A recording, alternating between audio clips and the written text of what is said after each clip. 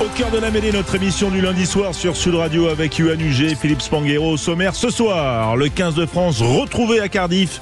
Les Bleus enfin libérés ont-ils enterré la dépossession? On en parlera bien sûr dans cette émission. J-5 avant France-Angleterre, c'est le dernier match du tournoi. Le crunch de l'enjeu est une tradition. On va en parler bien sûr avec nos consultants à partir de 20h30, mais aussi avec nos invités. Fabien Pelouse et il y aura aussi Laurent Cabane. Et puis le débrief du week-end top 14. Perpignan se paye Toulouse et reste dans la course au maintien. Bien sûr, Franck Azema, le manager de Perpignan, sera là. Ce sera en ouverture de l'émission. Vous êtes bien sûr, vous aussi, les bienvenus au standard. Aude vous attend sur Sud Radio, bien sûr. On est ensemble au 0826 300 300. Sud Radio, au cœur de la mêlée. Bonsoir à tous. Bonsoir Yoann Huget. Bonsoir Philippe Spanghero. Bonsoir messieurs. Salut François, bonsoir à tous. On va débuter bien sûr parce qu'on va saluer Quentin Cabanis qui est là. Salut bonsoir, Quentin. Bonsoir, François, bonsoir à tous. On va débuter bien sûr avec vous. Puis les 3 infos à retenir de ce lundi côté rugby si on n'était pas connecté aujourd'hui. Eh oui, si on n'était pas connecté ce week-end, sachez que l'équipe de France, quelle surprise, s'est imposée face au Pays de Galles sur le score de 45-24 hier après-midi. Jamais l'équipe de France n'avait marqué autant de points au Pays de Galles. Au classement, l'Irlande est leader devant l'Angleterre. Ensuite, on va retrouver à égalité l'Écosse et la France, suivi de l'Italie et du Pays de Galles. En ce qui concerne l'équipe de France, ça a évolué aussi dans le groupe pour préparer le match face à l'Angleterre. Le centre Antoine Frisch, qui évolue au Munster, a été appelé par le staff du 15 de France pour préparer donc ce dernier match du tournoi. On va aussi retrouver Émilien Gaëton, Antoine Astoy, Danny Pliso, Possolo Tuilagi, Cameron Woki dans ce groupe. Et puis une info concernant le 15 de France, mais féminin. Cette fois, c'est Manaï Felleux qui va conserver son rôle de capitaine pour le tournoi Destination féminin d'après la FFR aujourd'hui. Et ben voilà, effectivement, le choix de David Ortiz et de Gaël Mignot, les sélectionneurs entraîneurs du 15 féminin. Yoann Huget, juste réaction sur cette sélection, en tout cas sur le groupe élargi pour venir s'entraîner à Marcoussis, d'Antoine Frisch, qui a un parcours un petit peu atypique. C'est plutôt une nouvelle intéressante à suivre parce que c'est vrai qu'il est dans le viseur de Fabien Galtier et du staff depuis quelque temps. Ouais, écoutez, il a répondu depuis maintenant qu'il est au Munster à un certain nombre de critères. Il fait partie aussi de la politique de l'homme en forme et naturellement après la blessure de Pierre-Louis Barassi, il a appelé et il va pouvoir être mis à disposition de Fabien Galtier pour voir ses qualités à balles réelles surtout. Oui, et lui aussi, tiens, il est en forme, il est avec nous, bien sûr, depuis samedi soir. Regardez pourquoi il est en forme, on va l'écouter, et surtout, regardez, pouvez nous voir, bien sûr, sur l'app Sud Radio, l'appli, si vous nous regardez en vidéo. Mais écoutez, c'était sur Sud Radio ce week-end, lors de la 18e journée de Top 14. Nous sommes sur les 22 mètres du Stade Toulousain. Penax, le ballon qui vit toujours dans ses mains. Perpignanais, le pot de coup-pied. Pourquoi pas pour Thomas Soalan. Et l'essai. L'essai pour Thomas Soalan. Et ce bijou au pied de la part de Jake McIntyre qui offre une véritable passe décisive. Et le rebond favorable à l'arrière italien qui vient marquer l'essai. L'essai donc marqué par l'arrière italien qui a laissé entre parenthèses sa sélection pour jouer avec l'USAP. Voilà, ouverture avec le top 14 très rapidement, bien sûr, parce qu'on a envie aussi de vous entendre sur le 15 de France, mais on est content d'accueillir au cœur de la mêlée Franck Azema, le manager de l'USAP. Bonsoir Franck. Bonsoir à tous. Yoann Huget est là, Philippe Spanghero est là, et vous, donc, le sourire, parce que c'est vrai que c'était pas évident ces derniers temps. Voilà, mais quand même, l'USAP a battu Toulouse 27-17. Franck, ça faisait partie du plan de marche?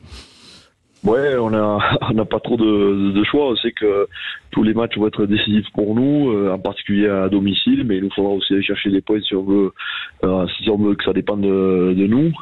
Mais bon, évidemment, Toulouse, dans la dynamique dans laquelle elle est en ce moment, même si on est lucide, on sait que il manque beaucoup d'internationaux à Toulouse et qu'il vaut mieux les prendre en ce moment, mais force est de constater qu'il y a de la qualité, il y a beaucoup de profondeur et la dynamique positive qu'ils avaient, c'était important de faire un bon match, de rester constant de bout en bout, ce qu'on n'a pas toujours su faire. Et bon, c'est vrai que dans les 10 dernières minutes, on a réussi à faire basculer, heureusement, mais voilà, ça a été difficile. Difficile, Philippe Spanghero, vous avez suivi ça. Qu'est-ce qui a fait la différence selon vous? C'est quoi? C'est la volonté. J'ai pas vu le match. Bon, je vous le dis. C'est ce qui a fait la différence, c'est ce caractère collectif qui caractérise l'USAP, et puis surtout le niveau de jeu auquel se hissent ces joueurs leaders. McIntyre, Tomeopo, Alan. Voilà, j'en oublie certainement. Mais c'est vrai que quand on voit cette équipe de Perpignan, je regardais le classement.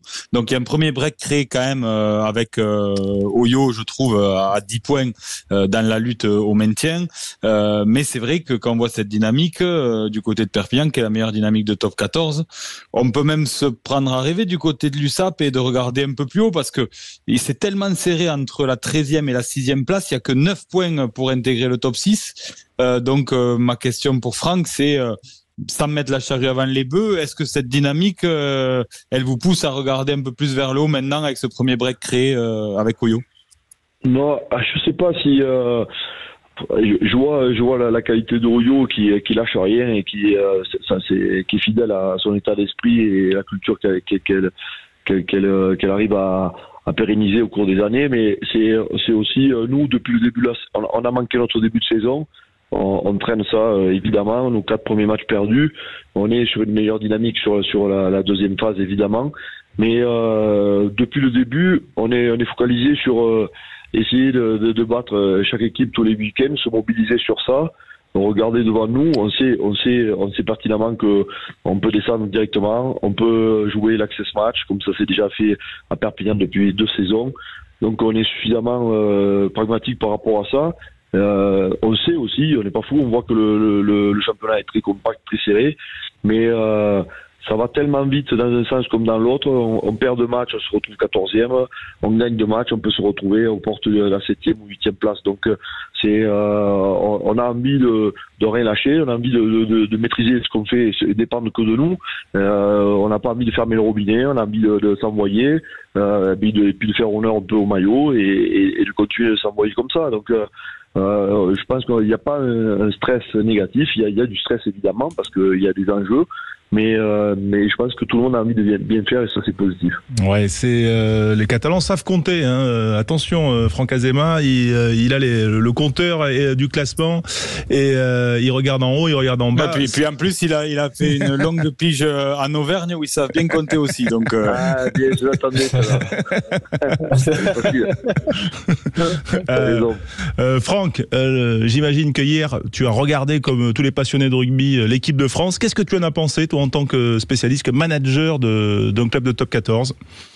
Je pense que ce qu'on a mis de retenir, c'est l'engouement qu'il y a eu hier. Je crois qu'on n'avait pas senti ça sur les premiers matchs parce qu'il y avait certainement un groupe qui était encore sous le choc de la Coupe du Monde et qu'il n'y avait pas. Je pense que le PEPS amené par les 2-3 garçons qui sont rentrés dans le groupe, cette insouciance-là un peu. Et je pense qu'elle a fait vraiment du bien. Elle a permis de faire péter le verrou et au cadre du coup de se dire il faut qu'on profite de ça, il faut qu'on s'envoie là-dedans. Il n'y a pas d'autre solution, il faut passer par là. Et ça a été, je pense que le succès vient de ça et que c'est bien de voir des garçons. C'est un nouveau groupe. Ça veut pas dire que ce groupe va être complètement révolutionné. Tu vois, ils vont garder l'ossature, c'est certain, parce qu'il y a beaucoup d'expérience et elle doit amener dans les prochaines années. Mais de rentrer des garçons frais comme ça, je pense que tant qu'ils pourront l'alimenter petit à petit au cours des prochains mois et des prochaines saisons, je crois que ça apportera. Il y a 4-5 générations, on le sait, qui ont été champions du monde de moins de 20 ans, qui portent un peu le rugby français en ce moment. Il y a de la profondeur, faut en profiter, quoi. Voilà, c'est bien. Et Frisch en fait partie aussi, même s'il n'est pas passé par ces filières-là, mais il a fait son tour aussi. Oui, comme Possolo Tuidagui, rappelé, qui fait partie de ton effectif, Franck, du côté de l'USAP, et qui est quand même un phénomène. Physiquement, on a rarement vu un jeune qui rentre à 19 ans en équipe de France ou 20 ans et quelques. Il n'a pas encore 20 ans, on est d'accord? Non, il n'a pas encore 20 ans, mais c'est pareil. Il fait partie de ce groupe-là. Avec, je te dis, cette insouciance-là, et l'envie de croquer et de s'envoyer, et de pas trop faire de calcul, et il faut profiter tous les joueurs, ils le savent, ils sont tous passés par là. Et il y a cette période-là où tu te dis, il peut rien t'arriver, mais il faut essayer de l'utiliser. Johan, t'es d'accord? C'est les jeunes hier à Cardiff qui nous ont amené ce peps dont parlait Franck Azema et qui ont tiré l'équipe vers le haut. Ouais, les jeunes et les moins jeunes qui ont su on va dire, rassembler les cadres également derrière eux. Quand on voit Meafou qui touche 3-4 ballons sur une phase à 19 temps de jeu, Winnie Antonio derrière qui en touche 4, tout le monde s'est mis un peu au diapason et ce vent de fraîcheur qu'a apporté aussi Thibaut Flamand qui fait un énorme match. Voilà, ça a mis tout le monde dans l'allure avec un Thomas Ramos qui a été magistral aussi en 10. Ouais, Franck, on a vu quand même une équipe qui est passée, j'ai l'impression, de la dépossession à la surpossession. Ça a été ton sentiment aussi hier en regardant le match? Ouais, je pense que de la part du staff, de la part des joueurs aussi, il doit y avoir beaucoup de frustration de voir un peu tout ce qui se dit, autour et de se dire, attends, on est capable d'eux, on sait faire, c'est juste aussi toujours la confiance, comment arriver à la ramener dans le groupe et puis lâcher prise à un moment donné et se dire, voilà, on va voir où ça va nous amener. Donc je pense qu'il y a eu un peu ce sentiment-là. Ouais, c'est un déclic pour toi, ça va aussi se confirmer. Ouais, J'espère, mais bon, je pense que le match comme ça, c'est ce qu'ils avaient besoin.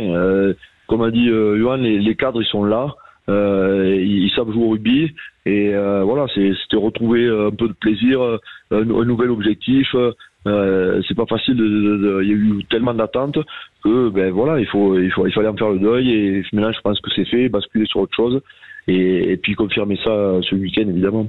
Philippe, avec Franck Azema qui est encore avec nous, le manager de l'USAP. Non, pas grand chose à rajouter. C'est vrai que je pense qu'on a fait la bonne analyse et c'est vrai qu'on y reviendra tout à l'heure, mais ce changement de cap, on l'a dit hier en après-match, je pense que pour retrouver de la confiance, c'était important de se sentir capable de garder le ballon sur de longs temps de jeu et de sentir les joueurs avoir des repères sur de longs temps de jeu, ce qu'on n'avait pas vu depuis le début de ce tournoi. Et c'est vrai que l'action dont parle Johan, elle est assez significative à 19 temps de jeu.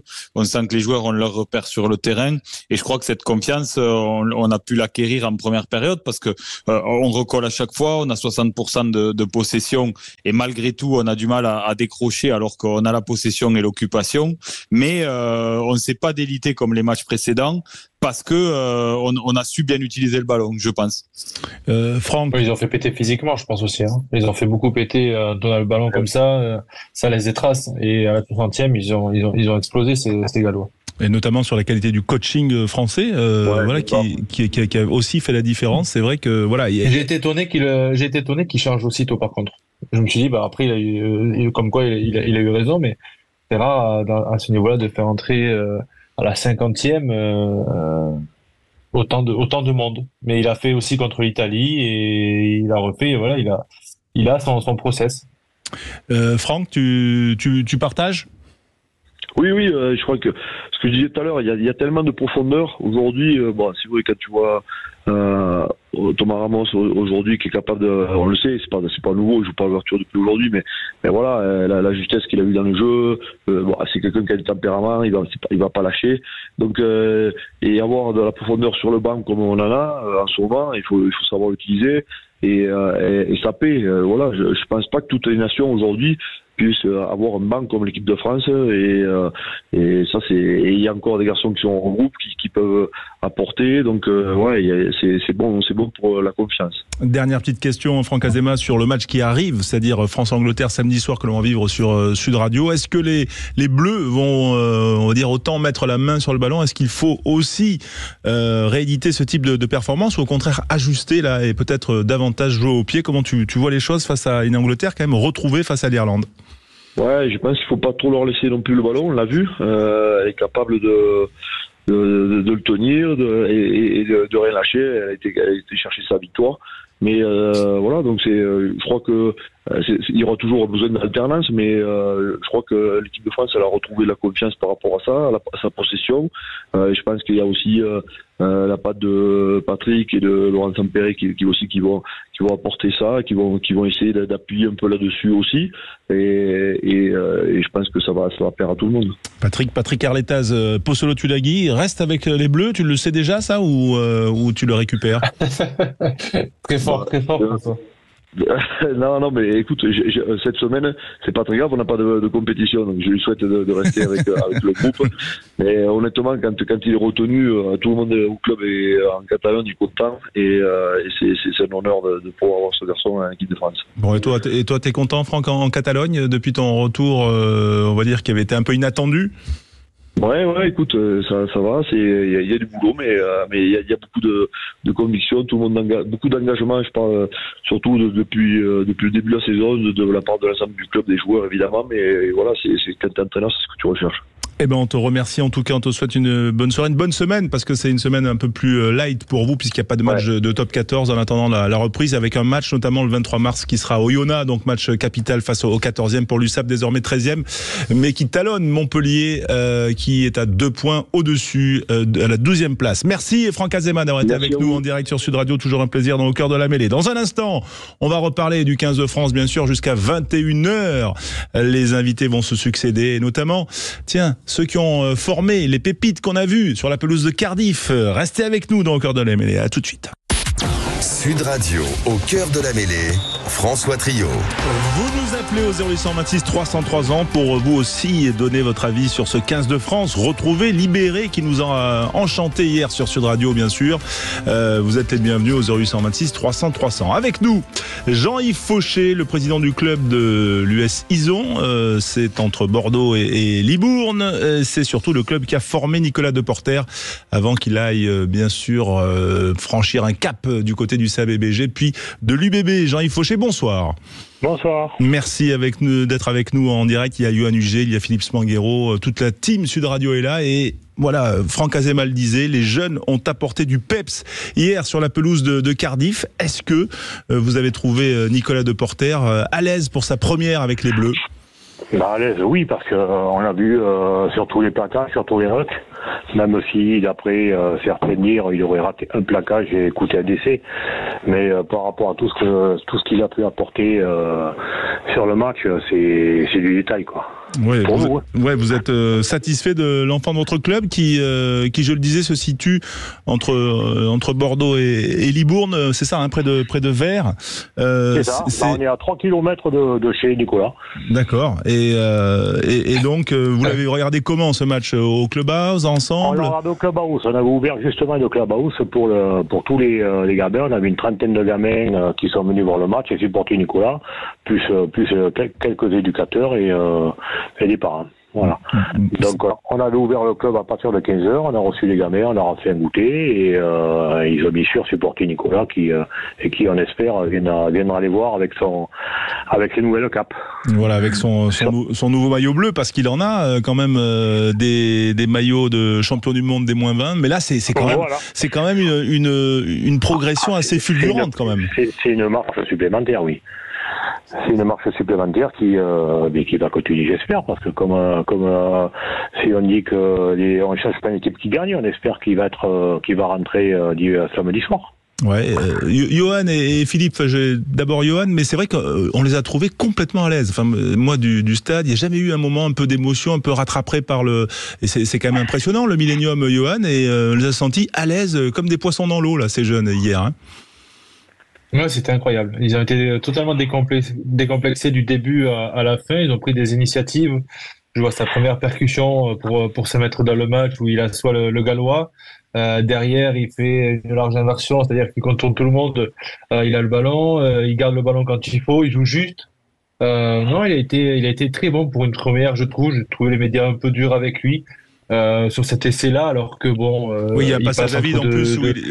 Voilà, donc j'ai trouvé un peu dur de lui reprocher ça sur une première, sachant que faut être un peu cool sur sa prestation parce que c'est une première à l'extérieur. Donc, je les ai trouvés un peu dur avec lui, sachant qu'il a fait un très gros match, que ce soit en défense ou en attaque. J'ai trouvé correct et surtout très précis. Voilà. D'autant, Jean-Yves, quand même, que là, il a joué plutôt premier centre. À l'UBB, on le voit plutôt deuxième centre, quand même. C'est pas tout à fait la même chose. Ils ont inversé. C'est pas le même métier. En attaque, il était second centre et premier centre en défense, non? C'est ça, oui. D'accord. C'est ça, oui, il est versé, oui. Non, mais il a fait, par contre, on l'a vu omniprésent sur les plaquages. Donc c'était et bien sûr sur l'attaque. Donc effectivement, il nous a fait plaisir et tous les gamins avaient les yeux comme quand ils le voient venir, parce que quand il vient nous voir le dimanche ou quand il nous a les entraînements, il fait briller les yeux des gamins. Et là, ça continue de plus en plus. Et puis j'espère que ça va continuer pour lui, qu'il va avoir une longue carrière internationale. Ouais, on l'espère. Combien de licenciés au club d'Ison? On a un rassemblement avec les 2 villages d'à côté, on a environ 120, 130 licenciés. Sur l'école de rugby, uniquement. Ah ben super. On va répondre surtout et accueillir Rodolphe qui nous appelle de Clermont. Bonsoir Rodolphe. Bonsoir. Merci d'être avec nous en direct. Je crois que vous aussi vous êtes impliqué dans le rugby amateur, mais surtout vous avez été amateur du match d'hier et notamment de cette jeunesse. Est-ce que c'est cette jeunesse qui a apporté un peu de souffle nouveau à la fois dans le jeu et dans l'état d'esprit? Ah bah je suis assez d'accord là-dessus, oui, parce que c'est un peu un constat que tout le monde faisait sur les 3 premiers matchs de l'équipe de France. C'était ce manque un petit peu de fraîcheur mentale ou physique et hier notamment les 4 premiers capés, on peut tous dire qu'ils ont quand même répondu présent déjà dans un premier temps, mais en plus qu'ils ont été précieux quoi. Est-ce qu'il y en a un qui a on va dire qui vous a séduit encore plus que les autres? Il y en a 2 que j'ai trouvé vraiment dans le ton du match. Et d'abord Emmanuel Meafou sur l'impact qu'il a, sur l'assurance qu'il a. Il dégage sous les coups d'envoi une sérénité pour une première cape. Alors bon, avec aussi pas oublier toute l'expérience européenne qu'il a pu acquérir à Toulouse, mais il dégageait un truc qu'on n'avait pas l'impression que c'était un joueur qui fait sa première sélection. Et l'entrée de Georges-Henri Colombe aussi qui a été ultra satisfaisante. Qui a été très présent, qui a été bon en mêlée et puis qui a eu énormément d'activité. Oui, c'est vrai que cette entrée elle a été assez tonitruante, Philippe Spanghero de Colombe, le banc en général, mais c'est vrai que Colombe c'était quand même une première, on a l'impression que voilà, il n'y a pas de différence entre le niveau club et le niveau international. Bah lui particulièrement c'était surprenant et puis même dans sa capacité de déplacement parce que c'est vrai que c'est un joueur très lourd. On a des profils quand même en France assez atypiques au niveau international en termes de lourdeur sur la balance, mais c'est vrai que ces joueurs-là, alors il est rentré assez tôt en plus et donc ça fait partie des grandes satisfactions. Mais comme on le disait tout à l'heure, il y a Emmanuel Meafou bien sûr, Nolan Le Garec pour sa première titularisation, même s'il avait connu quelques caps avant, mais là quand même le contexte était encore différent. Donc vraiment c'est très satisfaisant parce que on a pu se poser la question quand même à la fin de la Coupe du Monde quand on a fait l'analyse de cette défaite de notre vraie profondeur de banc. Parce qu'avant, on s'était dit qu'on en avait beaucoup. Et puis, finalement, on se rend compte que c'est plutôt notre banc qui nous fait perdre ce quart de finale. Et on s'est posé des questions. Et là, je crois que quand même, on a un bout de réponse parce que, on va pas reparler d'Antoine Dupont, mais au-delà de ça, à tous les postes, quand on voit même le match de Thomas Ramos en 10, on se dit qu'on a quand même des garanties un peu partout. Et ça fait du bien. Oui, Jean-Yves Fauché, est-ce que vous pensez que cette équipe, elle va, on va dire, on change pas souvent une équipe qui gagne, mais est-ce que vous pensez qu'elle va garder la même fraîcheur, qu'elle va vouloir jouer autant face à l'Angleterre, qui est un adversaire peut-être plus redoutable? Ah oui, de toute façon, maintenant qu'elle est revenue dans le pli, dans ce qu'elle sait faire, il n'y a pas de raison que contre l'Angleterre, elle se perd un petit le niveau. Oui, Rodolphe de Clermont, voilà, il faut continuer à jouer comme ils l'ont fait les Français. Là, il faut envoyer du jeu, il faut éviter même de taper dans le ballon comme l'a fait Thomas Ramos hier. Bah, je trouve oui, parce que sur les premières minutes face à l'Italie, on s'est retrouvé en confiance en gardant le ballon, en arrivant à enchaîner les temps de jeu. Après, il s'est passé ce qui s'est passé, mais sur les 15 premières minutes, c'était plutôt encourageant. Hier, c'est pareil, on sent quand même qu'on monte en gamme tout au long du match et qu'on a beaucoup plus de sérénité en fin de match quand on maîtrisait la possession, quand on a quand même des gros porteurs de balles, notamment dans ce pack du 15 de France qui nous ont fait du bien, quoi. Donc je pense que ça serait peut-être une erreur d'essayer de retomber dans la dépossession, de laisser le ballon aux Anglais, surtout quand on voit que face aux Gallois, on a quand même été un peu en difficulté défensivement. Ouais, Johan, tu les attribues à quoi ces difficultés défensives là? Il y a eu 2-3 relâchements, notamment sur l'essai de Thomas Williams. Comment tu c'est quoi, les erreurs de concentration ou c'est un problème physique? Non, je trouve que c'est venu après des longues phases de jeu en attaque où on a concrétisé, mais après, comme sur le premier essai ou la première pénalité, je sais plus de 19 temps de jeu. Derrière, il y a ce relâchement un peu physique et bien sûr, vous savez, quand on rentre un peu dans cette phase lactique, on prend pas forcément les bonnes décisions, on a du mal à monter ensemble parce qu'on est un peu fatigué, on attend que l'autre impulse et puis au final personne impulse. Et donc on a subi sur ce premier essai, on a subi pas mal, et au final il passe entre deux garçons où il y a aussi un manque de communication surtout. Donc ça peut venir peut-être un peu de jeunes qui rentrent, et voilà, il faut trouver ce lien avec l'ancienne et la nouvelle génération également. Rodolphe, Jean-Yves, votre pronostic pour ce France-Angleterre de samedi, Rodolphe? Bon, je vais être un peu chauvin et rassuré par ce week-end. Je dis une petite victoire de 5-6 points d'écart. Plus 5, plus 6, mais plutôt dans les 20, plutôt dans les 10, ça va être un match. Non, ça va marquer des points, ça va être un match à mon avis qui va pas être cadenassé, donc je vois bien un petit 34-29. D'accord, 34-29. Jean-Yves, pour vous, et à Ison, comment on voit les choses? On voit beaucoup d'essais déjà. En espérant que si Nico rentre, et en espérant qu'il rentre, un essai de Nicolas, et je pense un gros score, un 40-25. Du Super Rugby, donc désormais dans le tournoi des du Super Rugby, oui. Bon, on l'espère en tout cas, parce que ça nous promet un beau spectacle. Hier, on s'est régalé sur l'antenne de Sud Radio. Merci messieurs, merci Rodolphe, merci Jean-Yves, et continuez à former de belles pépites comme ça à l'US Ison Rugby, donc à côté de Bordeaux, entre Bordeaux et Libourne, bien sûr, pour ceux qui connaissent. Allez, dans un instant, Fabien Pelouse qui nous retrouve. On va parler du crunch à J-5 de ce France-Angleterre. Sud Radio, au cœur de la mêlée, François Trio.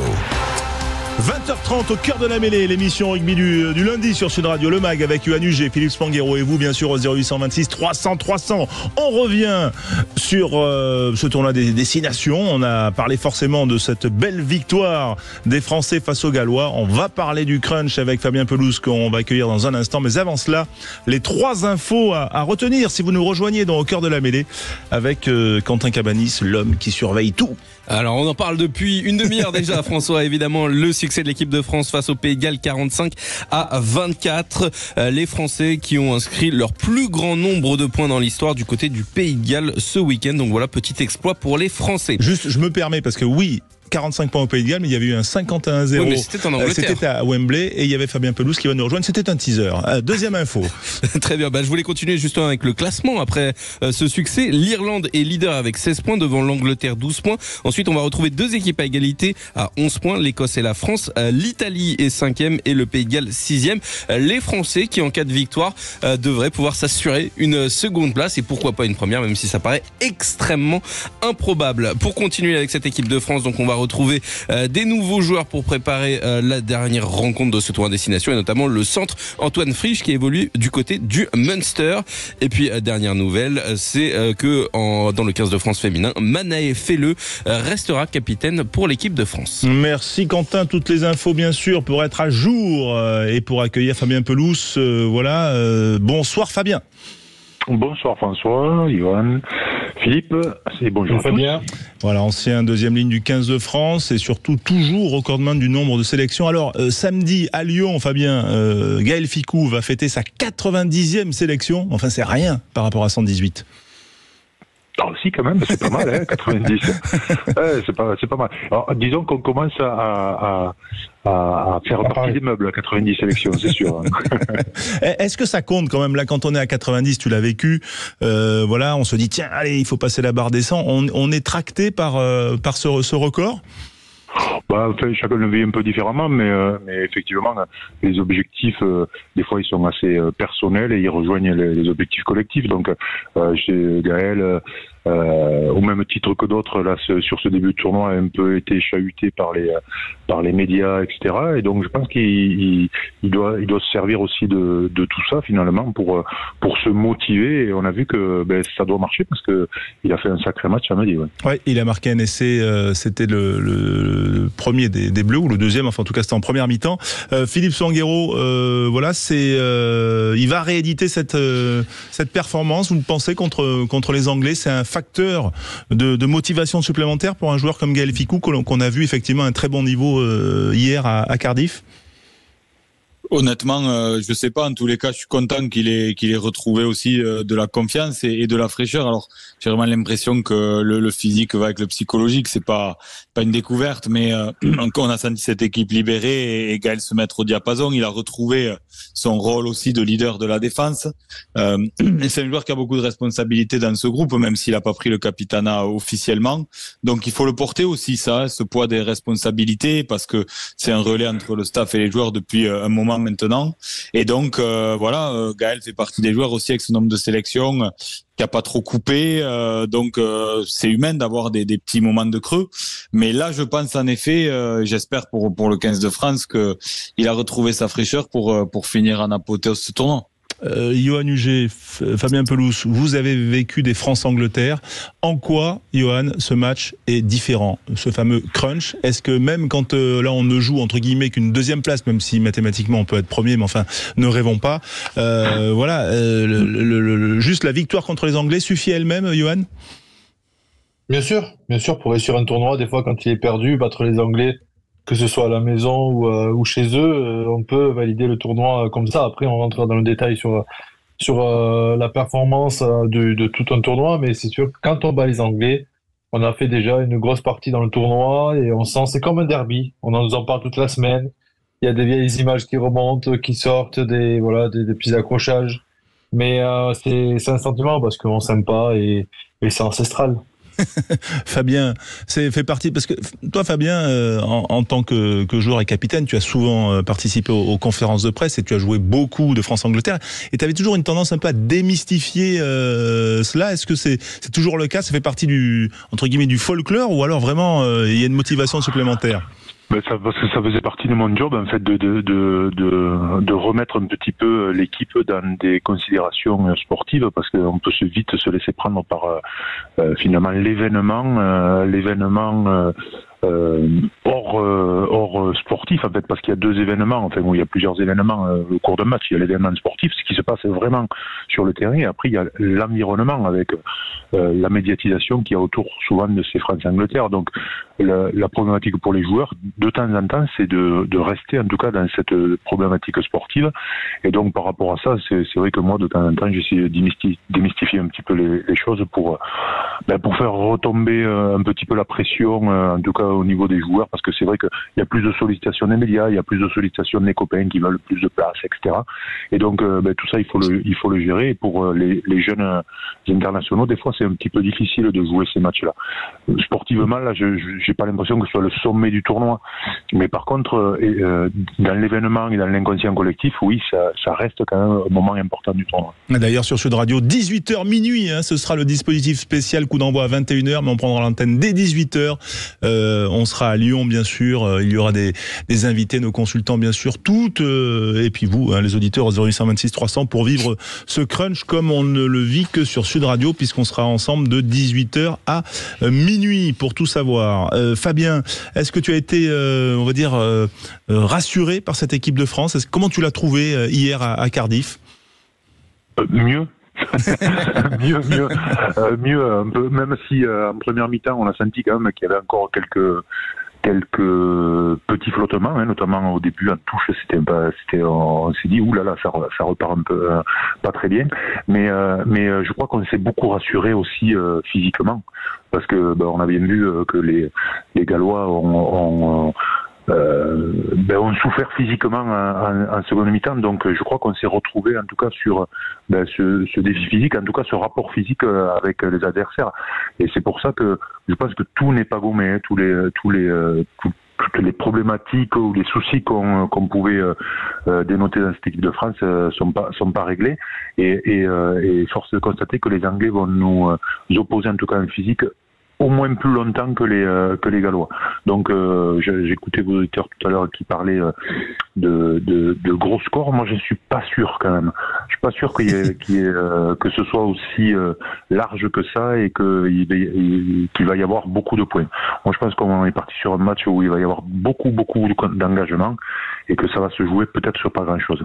Oui, voilà, un vrai France-Angleterre, on va dire. Ouais, voilà. Mais même si l'an dernier, il y a quand même eu 53 points à Twickenham, et ça fait partie peut-être... Parce que Parce qu'on n'avait pas la même équipe d'Angleterre, on n'avait pas la même équipe de France non plus. J'ai l'impression qu'il était, qui était en pleine confiance. Là, j'ai l'impression qu'on est un peu convalescent, que ça va beaucoup mieux, hein, et qu'il faut s'en réjouir. Mais que voilà, on n'est pas encore sur une lancée, je crois, définitive. Il faut confirmer ça en tout cas. Philippe et Johan, vous aussi, vous êtes plus mesurés en termes de pronostics sur l'ampleur du score. Ça va pas être du Super Rugby comme le pressentaient Rodolphe et Jean-Yves tout à l'heure sur notre antenne. Ça va taper fort. Hein. Ça, c'est sûr que ça va taper fort quand on voit l'engagement des Anglais qu'ils ont mis face à l'Irlande et quand on sait ce que nous, il s'est passé face à l'Irlande, les Français vont avoir peur et on n'est jamais plus redoutable que quand on a peur. Donc, ça va cogner. On a retrouvé un paquet d'avant conquérants. Ça aussi, ça faisait depuis le début du tournoi qu'on n'était pas aussi dominateur dans les impacts et qu'on jouait dans l'avancée. Donc, c'était plus facile, notamment pour notre ligne de trois quarts, de s'exprimer, notamment pour Gaël Fickou, Thomas Ramos et Nolan Le Garec. Donc, si on arrive à prendre l'ascendant physique, je pense que ça sera serré. J'ai rarement vu, mis à part l'année dernière où l'équipe anglaise était malade, mais j'ai rarement vu un France-Angleterre avec beaucoup d'écart. Hein. Philippe? Ouais, non, je crois un match très serré aussi. Et moi, j'ai une inquiétude dont on ne parle pas beaucoup, c'est quand même ce qu'on n'a pas réussi à retrouver. C'est cette qualité dans les zones de ruck qu'on a perdu depuis même avant la Coupe du Monde. On a manqué d'efficacité là-dessus pendant la Coupe du Monde. Et je me suis posé la question parce que là, il y avait le retour de Marchand qui était très précieux là-dessus, François Cros aussi, Danty aussi qu'on utilisait beaucoup, qui manquait. Mais malgré tout, quand tu parlais tout à l'heure de poser la question de savoir s'il fallait rester dans ce jeu de possession pour déplacer beaucoup le ballon. Je sais pas quelle est la bonne stratégie. En tous les cas, par contre, les Anglais, ils ont construit en partie leur victoire sur cette capacité à gagner la bataille des rucks et ils ont quand même des gros clients. Donc ça, c'est un petit point d'inquiétude pour moi dans la physionomie du match, voilà. Ah ben c'est pas mal parce qu'on a Fabien Pelouse, voilà 118 sélections avec le 15 de France et qui a fait quelques rucks dans sa vie. Docteur S ruck, voilà. Que se passe-t-il? Pourquoi on est moins efficace dans ce secteur de jeu, même si on avait notamment la bonne rentrée de Marchand. Il y a eu aussi Méafou. Bref, il y avait Flamand aussi qui a fait un bon match. Qu'est-ce que tu en penses, Fabien? Ouais, on a perdu quelques spécialistes et effectivement Joe Danty quand même, c'est sa grande qualité d'être fort sur les rucks, notamment sauver un ou deux essais parce qu'il va mettre les mains près de nos lignes. C'est arrivé de nombreuses fois ces dernières années et là il sera pas là ou en tout cas il a été moins efficace par rapport à ça sur le début du tournoi et donc je crois qu'on a cette qualité individuelle peut-être ou ce focus qu'on n'a pas remis complètement sur ce point-là. C'est vrai que l'absence d'un jeu longe aussi qui est quand même précieux dans ces zones où il faut batailler, où il faut mettre les mains, où c'est difficile de sortir les joueurs. Mais c'est aussi des joueurs qui manquent. Et finalement, on dit qu'on gagne moins la bataille des rucks parce que tout simplement, il y a certains joueurs qui nous manquent sur ces points-là. Alors rien de rédhibitoire. Mais effectivement, peut-être qu'il faut transformer un peu notre jeu ou faire évoluer notre jeu pour passer par moins de rucks, peut-être, oui. Oui, passer par moins de rucks, c'est peut-être une solution face à des Anglais qu'on a l'impression de voir retrouver. Fabien, si on se remémore un petit peu tout est France-Angleterre entre 1996. J'ai eu peur, j'ai cru que tu allais dire entre 1900 et 2005. Non, entre 1996 et 2007, on est d'accord, hein, c'est ta période dans le tournoi en tout cas. Est-ce que tu sais combien tu en as joué et lequel t'as le plus marqué? Celui qui m'a le plus marqué, c'est peut-être 97 où on m'a gagné là-bas. Ou peut-être le premier tout simplement parce qu'en fait de mémoire on gagne en 80. Ah oui, c'est le drop de Castagnède. Exactement, et je crois que l'équipe de France n'avait pas gagné contre l'équipe d'Angleterre depuis 10 ans, c'est-à-dire que depuis 88. Voilà, depuis que je m'intéressais sauf pour la troisième place, en Coupe du Monde 95. Exactement. Vous n'avez pas battu. Exactement. Et donc depuis que je voyais, depuis que je m'intéressais au rugby ou depuis que je joue au rugby, moi, j'avais jamais vu l'équipe de France battre l'équipe d'Angleterre dans le tournoi. Et notre génération, là, on est arrivé, on l'a fait tout de suite. On était un peu insouciants certainement. On se rendait pas compte que on venait de faire quand même un gros truc. Donc, le premier est toujours un petit peu, on a un petit pincement au cœur plus important pour celui-là, mais après ça a toujours été des grosses batailles quand même. Et le dernier, oui, c'est pas un super souvenir. Non, pas vraiment. Celui-là, tu vois, je m'en souviens pas presque de rien, en fait, de ce match. On fait allusion, bien sûr, à la demi-finale 2007, au Stade de France, perdu 14-9 par les Français. Le premier match 96, c'était gagné 15-12. Voilà. On se chambre un petit peu plus pendant le crunch. Voilà, il y avait quand même toujours une rivalité héritée de ces années, les années 80. Voilà, il y a eu des années 90. Là, il y a eu effectivement pas mal de tensions entre les deux équipes. Mais toi, déjà à ton époque professionnelle, Fabien, il y avait la rivalité pour le toit de l'Europe finalement. En fait, on était les meilleurs ennemis, un peu sur le même modèle. On était détonné un peu dans le modèle européen qui est concentré autour des provinces. Nous, on était encore un club, donc on se ressemble finalement, la France et l'Angleterre. Et donc il y avait cette rivalité qui était très exacerbée et que je pense le rugby professionnel naissant a aussi un peu exacerbé pour justement vendre l'événement et faire en sorte que ce soit, au-delà de l'événement sportif, ce soit un événement spectaculaire et qui fasse grandir le rugby. Donc voilà, dans tout ça, il fallait un peu trouver son chemin pour essayer de trouver les clés sportives, en tout cas pour gagner les matchs. Johan, même question. Quelle France-Angleterre t'a marqué toi personnellement, France-Angleterre, que tu as disputé? Personnellement, c'est celui qu'on gagne à la fin avec un essai de Gaël Ficou dans les derniers instants où voilà, je pense qu'il a été mémorable avec un essai un peu au French Flair, une relance des 22, un coup de pied par-dessus de Brice Dulin, et puis 2014. Et puis le reste, 2014, effectivement. Il était super celui-là. Il était super en avec l'émotion. C'était un grand match. Ouais. En termes d'émotion, tu gagnes à la fin comme ça face aux Anglais, tu as senti le public qui était en feu derrière. Voilà, c'est les gens et le public veulent vivre ce genre d'émotion-là, même si pour nous c'était un peu plus stressant. Mais en tout cas, c'était incroyable à vivre sur le terrain. Ouais, c'était. Johan, c'est pas comme ça qu'il faut le présenter. On a fait exprès de maintenir le suspense à la fin pour donner une émotion énorme au public. Voilà, c'est ça que vous avez fait en fait, non? C'était 26-24. Hein. C'était, on va dire, le premier match de la première journée des Français face à l'Angleterre dans ce tournoi 2014. Ouais. Là, Fabien, le fait que ça soit le dernier, ça change quelque chose ou pas dans la dramaturgie, dans la préparation de ce crunch? Dans l'enjeu, surtout, ça change les choses. Parce que finalement, enfin, pour les Français, il n'y a plus grand chose à gagner, sinon une meilleure place sur le classement général. Les Anglais ont encore une petite chose à jouer, je crois, parce qu'ils peuvent gagner le tournoi dans des circonstances aussi un peu, mais je pense qu'ils doivent plus trop y croire non plus, tout comme les Français, tout comme nous. Donc je crois que voilà, c'est une configuration en fait où on va voir juste la rivalité entre les deux équipes et peut-être des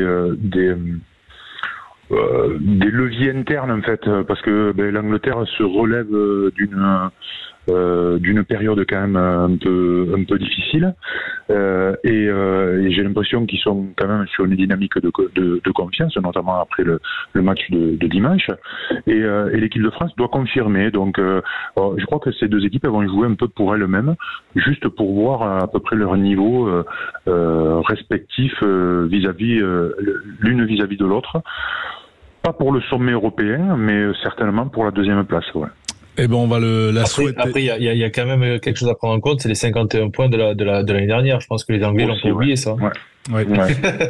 Je pense qu'ils vont revenir nous, on avait s'en servir. Nous, on avait bien aimé. En tout cas, c'était un vrai plaisir d'être à Twickenham. Voilà.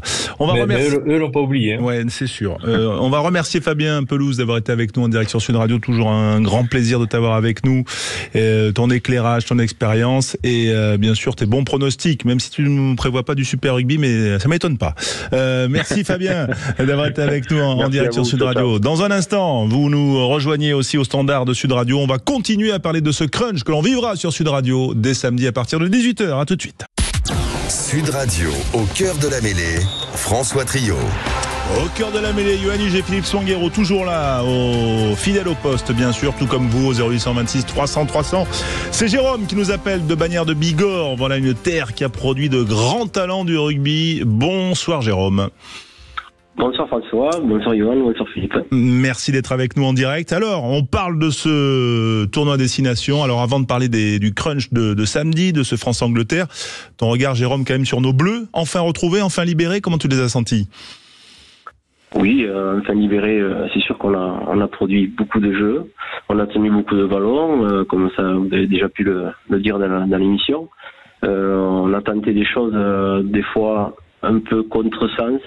On a pris des risques, notamment sur cette Chistera qui fonctionne bien, heureusement pour nous, heureusement pour Noël Le Garec qui sort avec la cocarde de ce match, mais c'est sûr qu'on aurait pris une interception sur un geste comme ça, tout le monde lui serait peut-être tombé dessus.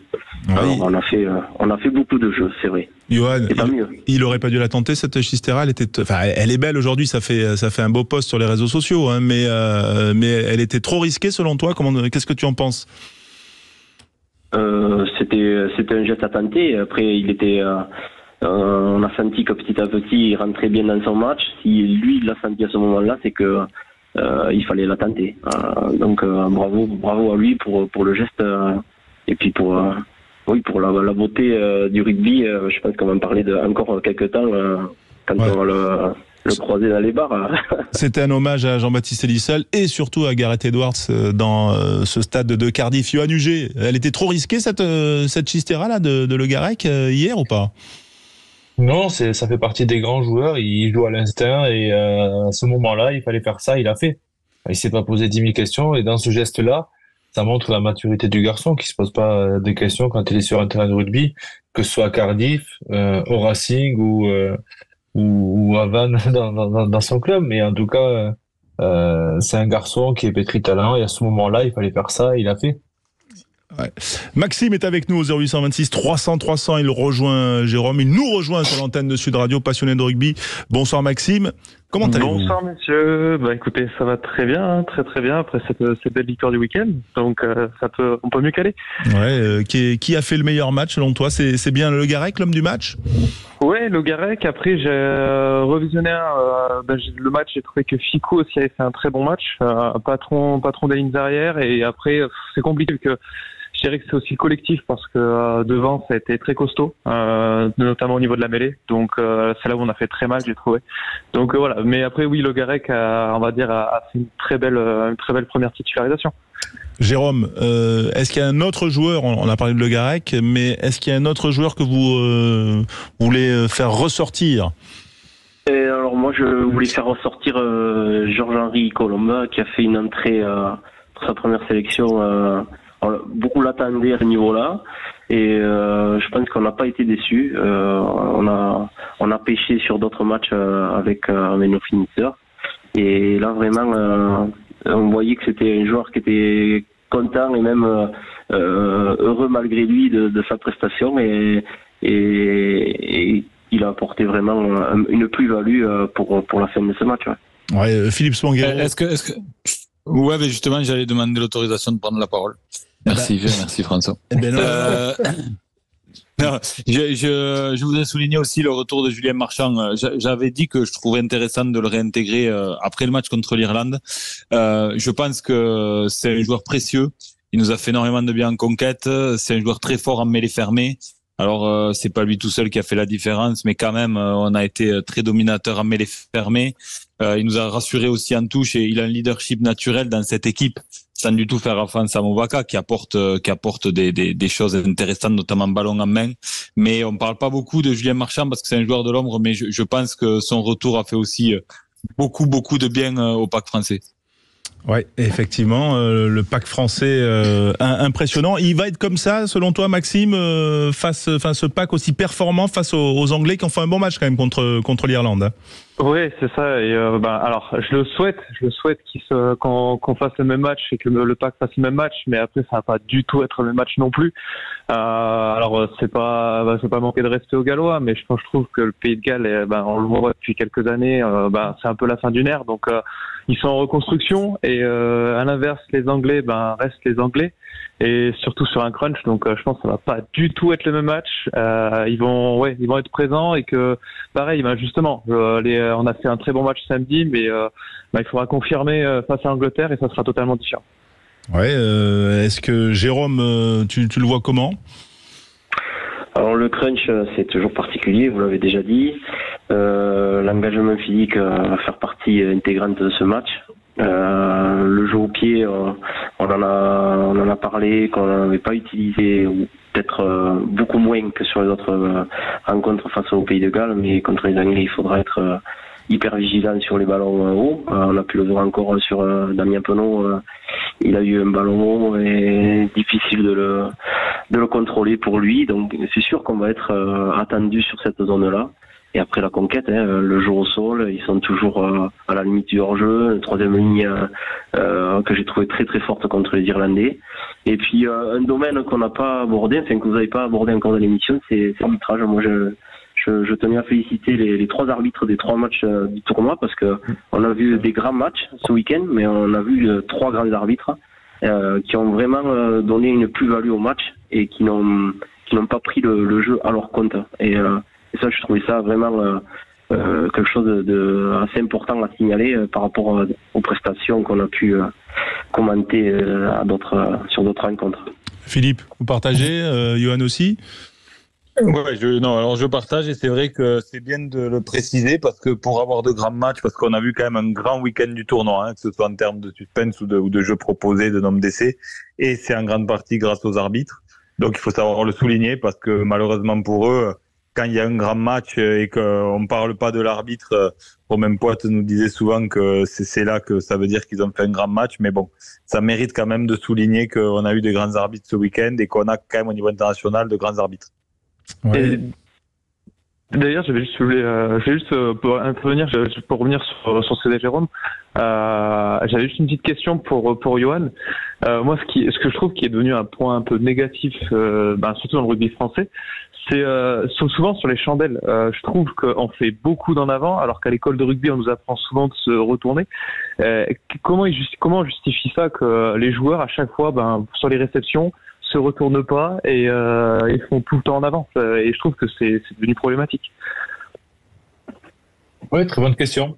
Très bonne question, mais parce qu'on a en termes de temps et d'engagement, on n'a pas le temps à ce niveau-là de se retourner. Il faut sauter le plus vite possible en termes de timing avant l'adversaire et prendre la place. En fait, il faut prendre la place on n'a pas le temps de prendre la place et de se retourner quand on a le temps. Bien sûr, on contrôle et on essaye de se mettre de trois quarts, effectivement, quand on peut, de manière à ce que soit si on est plaqué à protéger notre ballon.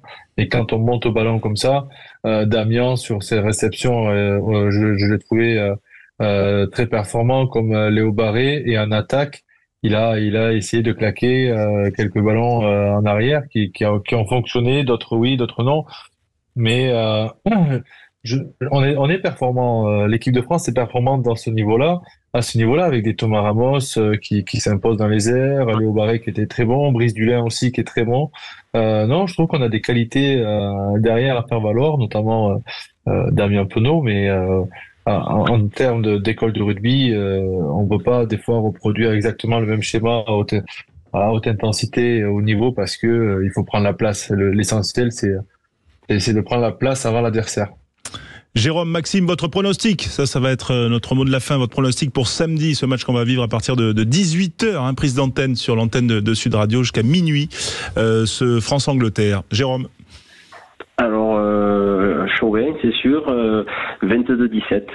22-17 pour les Français. Maxime. Allez, je dirais pareil, je vais être chauvin, mais je verrais bien aller à un match très serré, genre 22-20, 22-18, 22-20 alors. 22-20, c'est à peu près le même score. On n'est plus dans le Super Rugby là. Johan, pour conclure avec Philippe. 18-25. 18-25 pour qui? Pour la France, bien sûr. 25-18. Mais 25-18 alors. Calme-toi. Il doit envoyer des textos, il doit faire des trucs à côté là. Je comprends pas. Il est complètement fou ce mec. Non, il a voulu.